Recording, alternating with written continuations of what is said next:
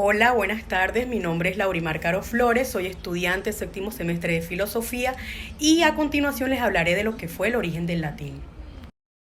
El latín es una lengua indoeuropea, es decir, que pertenece a una familia de lenguas cuyo origen se remonta hacia 400 años antes de Cristo, cuyos primeros hablantes habitaban el sureste de Europa y Asia Central. Hoy en día este idioma es considerado muerto, es decir, que no es la lengua materna de ningún ciudadano en el mundo. Se puede decir que este dialecto falleció cuando dejó de evolucionar, por allá en el siglo I. Posteriormente, con la aparición de sus diversificaciones, su uso original fue menguando aún más, hasta entrar en desuso entre los pobladores comunes.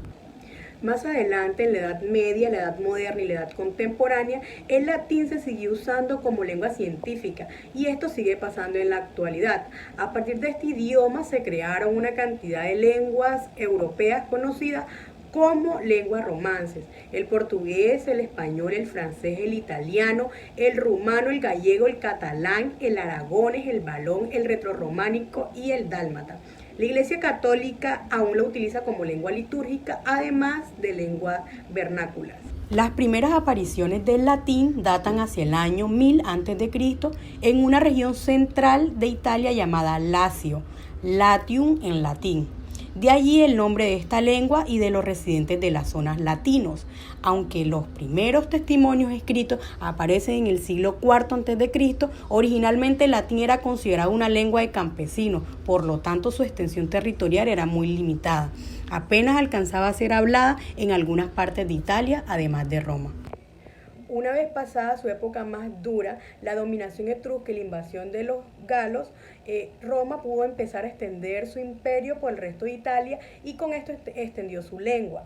Para finales del siglo IV a.C., Roma era potencia y aunque los etruscos dejaron huella en la lengua y cultura romana, fueron los griegos los que dotaron el latín de un léxico más amplio. A partir de ese momento, el latín romano se convirtió en lengua unitaria, ya que se impuso sobre el latín del Lacio, trayendo como consecuencia que existieran pocas diferencias dialectales. Las influencias del latín del Lacio dejaron su marca en el latín literario. Muchos grandes hombres le usaron en sus obras. Marco Tulio Cicerón fue uno de ellos.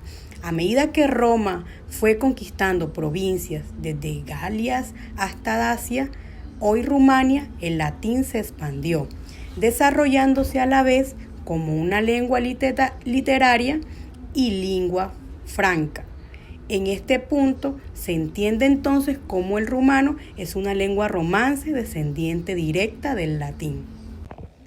A medida que el tiempo avanzó y el latín perdió fuerza hasta convertirse en lengua muerta, nunca se dejó de usar. Hoy en día no solo se utiliza como lenguaje litúrgico en la Iglesia Católica, sino también se utiliza como lenguaje científico para nombrar la fauna y la flora, entre muchas otras cosas.